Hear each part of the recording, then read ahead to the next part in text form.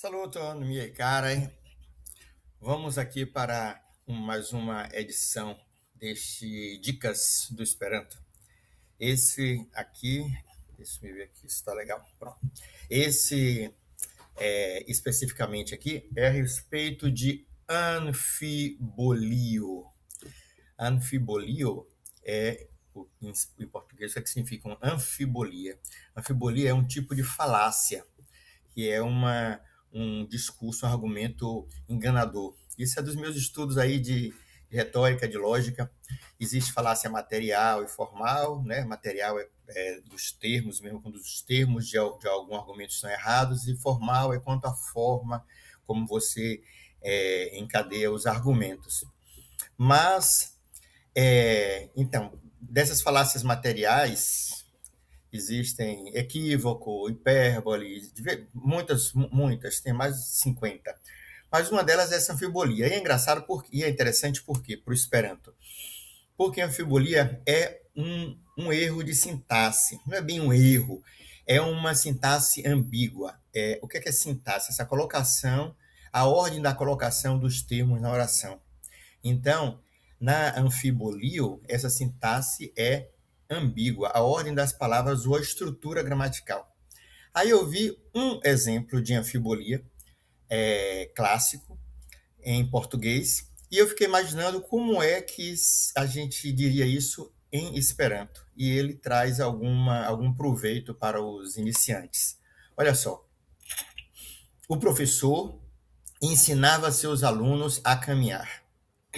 O professor ensinava seus alunos a caminhar. Essa frase, essa oração, ela é ambígua. Por que é ambígua? Porque o que é que o professor ensinava?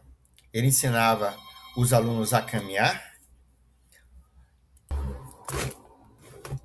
Então, a gente não sabe o que é que se o professor estava a caminhar ou se ele ensinava os alunos a caminhar, ou se seriam os alunos que estavam a caminhar. Quem caminhava? Era o professor ou os alunos? O professor ensinava seus alunos a caminhar. Os alunos estavam a caminhar ou o professor que estava a caminhar? Então, essa oração, o professor ensinava seus alunos a caminhar, apesar de ela ser curtinha, ela dá todas essas possibilidades. E aí eu fiquei pensando, como é que a gente traduziria isso para o Esperanto para que ele ficasse claro, né? Olha só como a sintaxe do Esperanto ela é mais clara, ela é lógica. A gente diz assim, la instruisto, instruis siain gelernantoin marche, certo? La instruisto, instruis siain gelernantoin marche. Então, esse marche, a marchar, é o que ele ensinava.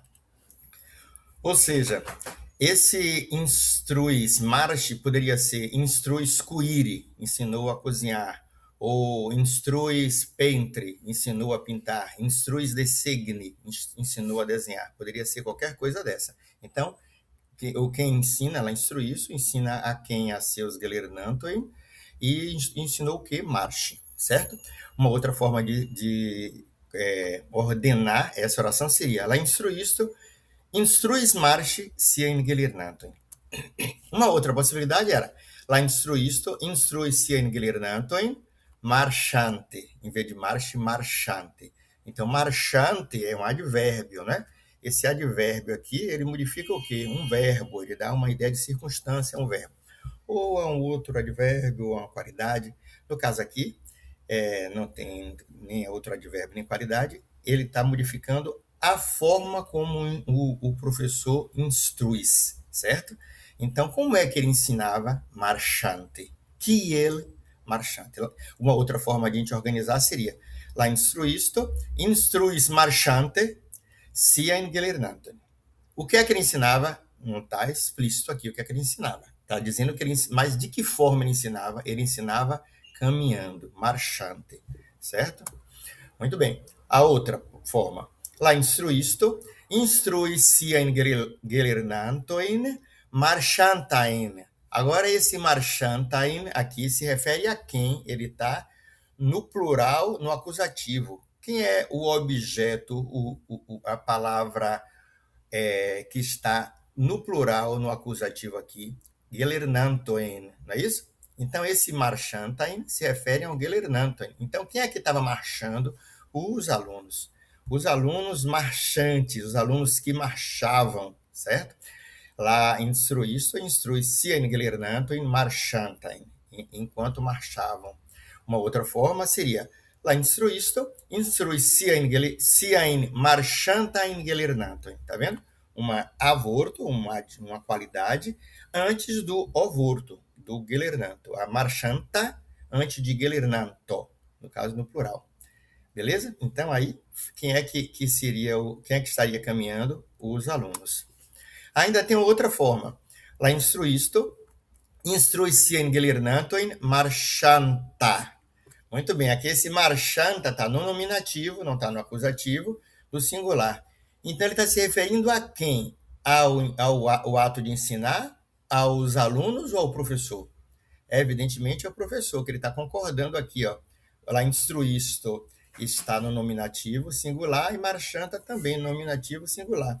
Então, a outra forma de escrever isso seria la marchanta instruisto instrui-se in gelernantem. Então, o professor que caminhava, o professor caminhante, ensinava os seus alunos. Isso aí, então, não está dizendo que é a forma como ele ensinava, está dizendo que ele era um caminhador, um que caminhava, tá certo? Um caminhante. Então, ali, ó, quais são as possibilidades? Lá instruisto, instruis marchis in gelernantum. Então, aqui você pergunta, instruis kion, instruis marchi, instruis desegni, instruis canti, instruis cuiri, e assim por diante. A outra forma, lá instruisto, instruis sia in marchanta in gelernantoin. Então, kia in gelernantoin, li instruis marchanta in gelernantoin. Sia in marchanta in gelernantoin. A outra forma, lá instruisto, instruis marchante, sien gelernanto. Então, você pergunta assim, instruis kiel instruis? Instruis marchante, silente, inteligente, curage, é tudo o kiel, de que forma que ele estava ensinando. E por último, instruis sia in gelernanto marchanta. La marchanta instruisto, instruis. Aí você pergunta assim, kia instruisto, instruis, la marchanta instruisto. Tá certo? Então você vê, olha, que não fica anfibolia nenhuma aí. Fica claro, não há dúvida. Existe forma de você criar uma anfibolia em Esperanto? Claro. Existe em tudo quanto é língua. Você consegue arrumar um jeito de a oração não ficar clara.